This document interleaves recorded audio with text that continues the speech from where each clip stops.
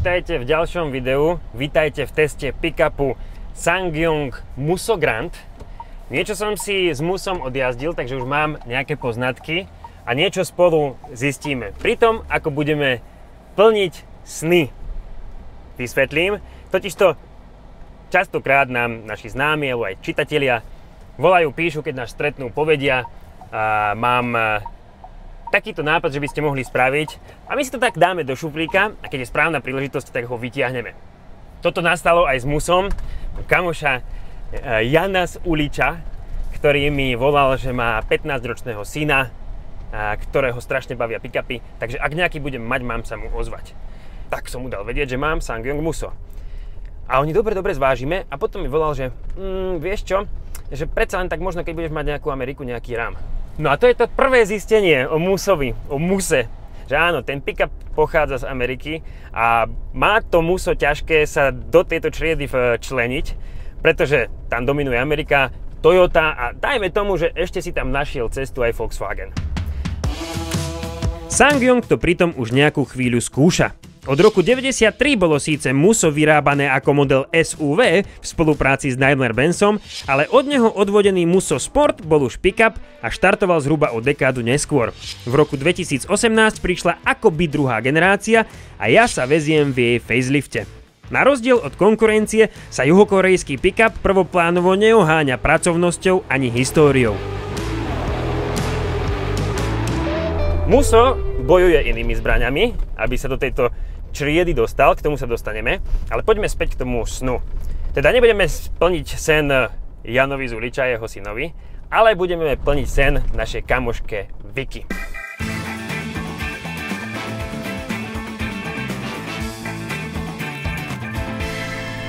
Najprv si ale povedzme, ako Musso jazdí. Konečne som po dlhom čase dostával túto otázku, aj Raste sa ma hneď pýtal, že ako to chodí. No, Raste by som povedal, chodí to tak pick-upovo, tá zadná náprava samozrejme tak trošku poskakuje. To sa ale zmenilo, keď sme Musso zaťažili kvôli spotrebe a vtedy si to naozaj tak dobre sadlo a podvozkovo to začalo veľmi dobre fungovať. A ja musím povedať, že včera aj ja som mal sen, kedy som sa naozaj ponáhľal na Muse naloženom. A bol to taký veľmi realistický sen, takže môžete tomu veriť. Išiel som po diaľnici 160 v tom sne, odhlučnené výborne, ten diesel nepočuť, sedelo to krásne na ceste a takisto v zákrutách na okreskách tiež v tom sne 120, 130 a fakt iba som si musel dávať pozor na zákruty, kde už to proste na tom obutí, na tých Nexenoch až tak dobre nedržalo, už to pískalo každú chvíľku, ale teda podvozkovo výborne a beriem to ako jednu z najväčších devíz Musa oproti iným pick-upom je, že tá kultúra cestovania takého civilného, čiže máme tu nejakú pracovnosť, v ktorom možno bude Musso trošku zaostávať, ale potom to také normálne civilné jazdenie, tu by som mu dal veľké plus. No a keď sme pri tom zaťažení, tak samozrejme je na mieste otázka dynamiky. Ako zaťaženie ovplyvnilo dynamiku? Musso s 2.2 dízlom malo zrýchlenie z 50 na 100 iba o chlpok horšie ako Toyota Hilux s dízlovou 2.8. L200 s 2.2 by ale Musso predbehlo aj na rovine, aj v kopci, a to aj v prípade, že by malo na korbe 400 kg a L200 by bola prázdna. Okrem slušnej dynamiky je motor Mussa navyše dobre odhlučnený a kultivovaný. Žiaden traktor ako v... No, nebudem ukazovať prstom. Ako ale zaťaženie ovplyvnilo spotrebu? Vždy som o SsangYongoch hovoril, že sú lacnejšie a viac žerú. Toto nie je celkom pravda. Dostali sme sa v podstate na rovnaké hodnoty až lepšie ako napríklad pri Hiluxe alebo Hiluxe. Musso prekvapilo hlavne v meste, ale ani na okruhu sa nie je za čo hanbiť. Zaťaženie neprinieslo dramatické navýšenie. Pre porovnanie, L200 mala zaťažená na okruhu spotrebu 10,8 litra. Hilux sme žiaľ so záťažou netestovali. A poslednou kategóriou toho, ako to jazdí, je prevodovka. Ja mám 6-stupňový automat za 1800 eur a povedal by som, že v takomto normálnom režime funguje naozaj výborne. Proste robí presne to, čo by ste chceli, dokonca si tak pekne podraďuje, oprie sa o krúťak, akože nemá mu čo vytknúť. Keď tomu dupnete a stúpate po krku, tak naopak to až tak dobre neradí. Ja by som povedal, že to je ako taká stará spoľahlivá úradníčka, ktorá, keď má čas, tak ona má všetko presne premyslené, má 3 kôpky, takto jeden formulár z jednej kôpky do druhej, pečiatka, tretia kôpka, všetko vymyslené, ale ako náhle trhnete do kancelárie a začnete ju naháňať, rýchlo mi toto sprav, tu mám nejaké tlačivo, rýchlo mi to daj, a tak ona je teraz, kde to mám, v druhej, v tretej kôpke, chytá sa za hlavu, takto 3 sekundy, ja neviem, kde to je, 3 zaradená, vytočené, ja neviem, čo mám robiť, ja neviem, kde to mám dať. Čiže radí to naozaj výborne v takom normálnom používateľskom režime. Keď od toho chcete úplne viac za nejakú športovú jazdu, tak tu tam nedostanete. No a práve sme sa dostali do momentu, keď ideme spolu zisťovať niečo, čo som predtým teda ešte neskúsil, a to je štvorkolka. Tak poďme to tu prekrížiť. Čo spraví Muso v tejto situácii? Toto zaujímavé trhnutie. Toto bolo. A teraz, dobre, mám tam stále iba pohon zadnej nápravy. Uvidíme, či sa z toho dostane. Kokso. Mám taký dojem, ako keby tá uzávierka, ktorá tam je automatická, proste zabrala, dokonca akože až tak preventívne. Myslím, že to bolo aj trhnutie smerom dole. Keď sa odľahčí koleso, áno, tak to muselo teraz zamknúť, ma to posunulo. Čiže smerom dole to bolo nepríjemné, ale smerom hore, ja si to skúsim ešte raz. Hup. To až úplne ako keby Muso vedelo, že čo má spraviť dopredu. Nenechá ani pretočiť koleso. Dobre, skúsme to od spodu.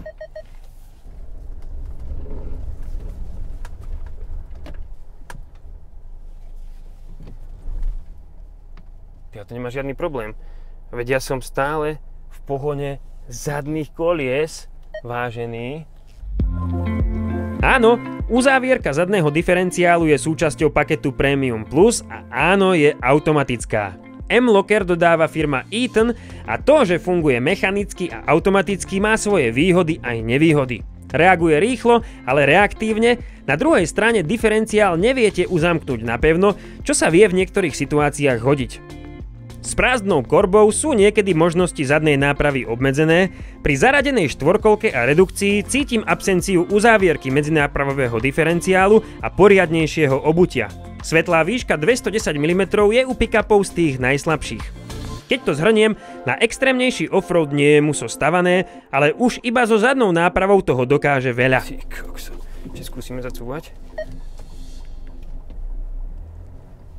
Výborne, fakt! Akože tak, toto funguje brutálne. Ale pokračujme v našom príbehu plnenia sna pre Vicky.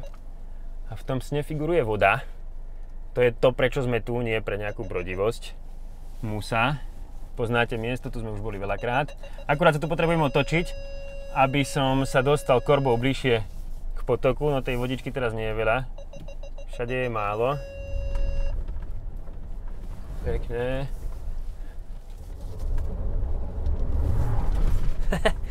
A možno by sa s tým dalo aj driftovať. No. Takže nevstúpiš dvakrát do tej istej rieky, alebo pantarej, ako sa hovorí. Ja to tentokrát poruším. Pekne, tie nájazdové uhly sa mi zdajú fajn. A keď na môj vkus, a to musím povedať ako keby aj čo sa dizajnu týka, tak tá zadná časť, ten previs pick-upovský je aj na pomery pick-upov dosť dlhý. Nepáči sa mi veľmi. No dobre. No a korbu potrebujem mať pri vode preto, lebo ideme skúsiť nabrať vodu.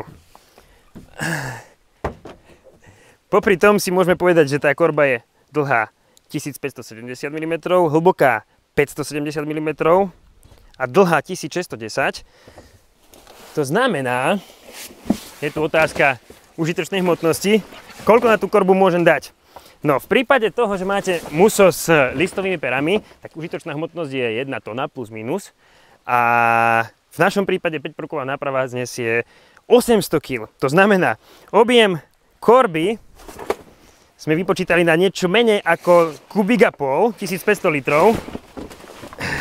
A z toho vyplýva, že sem môžeme dať tej vody, neviem, ak sa nám to podarí, tak do polovice, aby to znieslo. A možno sa vám už aj tak trošku začína vyjasňovať, čo bude ten sen pre tú Vicky. Ukradli sme plachtu reliovú od Trasťa. Vie o tom, je to v poriadku. Akurát ju teraz tak umiestniť, aby nám nejaká tá voda tam ostala. Vyzerá dobre. Pri inštalácii plachty dodám, že presný objem korby je 1262 litrov. To, čo mi na nej na pohľad vadí, dáva musu prívlastok Grand a síce jej predĺženie o 31 cm. Tým pádom má Grand, ak nie najväčšiu, tak jednu z najväčších korieb na trhu. A podstatné je, že ju na rozdiel od mnohých pick-upov viete plne zaťažiť aj pri ťahaní, a to maximálne 3-tonového prívesu. Sme sa aj zapotili, aj zašpinili, musel mi Marianko pomôcť, lebo to by som nedal. Pozrite, ako sme to spravili, čo poviete? Súhlasíte, že tam nejaká voda ostane? Ja dúfam, pretože spôsob načerpávania bude pomalý, takže ak bude utekať, tak to nedáme. Ja tu mám vedierko a keď som tu vzadu, rovno vám môžem ukázať vlastne sedenie. Za sebou. Ani som to ešte neskúšal, takže som zvedavý. Pozerám, že ten stredový tunel je nízko, to je fajn. No tak áno, nie je to úplne kráľovské, musel by som sa trošku uskromniť, ak by som chcel mať za sebou seba, ale nevadí, je to použiteľné určite aj na dospelých ľudí, z toho mi vyplýva. No a teraz, to bola sranda a teraz je robota, lebo tej vody nie je veľa, ja som si zobral vedierko a to koľko naraz zoberiem? To je koľko podľa vás? 2-3 litre? Chceme ich tam koľko? 700-800? Niektoré nápady nemáte dobré.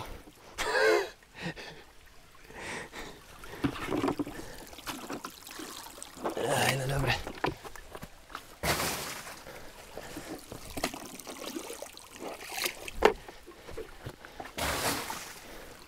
Teraz by to bolo ešte vypláchnuť, nie? Takým prvým. Však? Vicky, sorry. Nemôžeš mať všetko v živote. Ak chceš mať kúpeľ v pick-upe, tak to nebude úplne ideálne a romantické, ako si predstavovala. Voda bude studená, mútna, odreli lístia, ale sen bude splnený. Dúfam.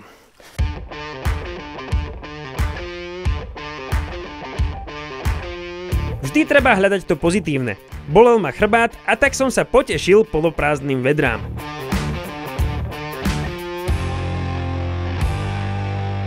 A babka k babce.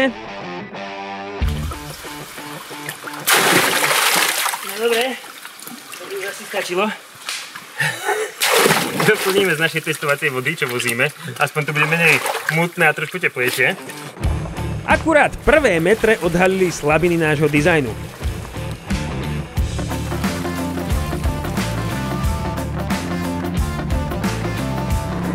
Počuj, Sensejko, mám pre teba výhodnú ponuku. Aj pre mňa, aj pre teba. Že keby si tu do Laskomera dobehol na svojej novej motorke a doniesol špagát, lebo všetko funguje, všetko nám hrá, len sa nám tá plachta, keď sa auto ide, tak to strašne špliecha tá voda a ona nám padá dovnútra z krajov, takže by sme si ju špagátom chytili, vieš? Kým my dotankujeme korbu, pozrime sa na najväčšiu zbraň, ktorou Musso Grand bojuje, a to je jeho cena. Tá štartuje na necelých 28 000, čo je o 5 alebo 10 000 menej ako spomínaná konkurencia. Motorizácia je iba jedna, stupne výbavy sú 2. Pripláca sa za automat, farbu, disky a 360 stupňový kamerový systém. Spomínaný paket Premium Plus sa oplatí, lebo okrem uzávierky s ním dostanete LED svetlá, vyhrievané a ventilované sedačky a kopec asistentov. Ako to dopadlo s vodou a Vicky, vás pozývam pozrieť si na garáž.tv.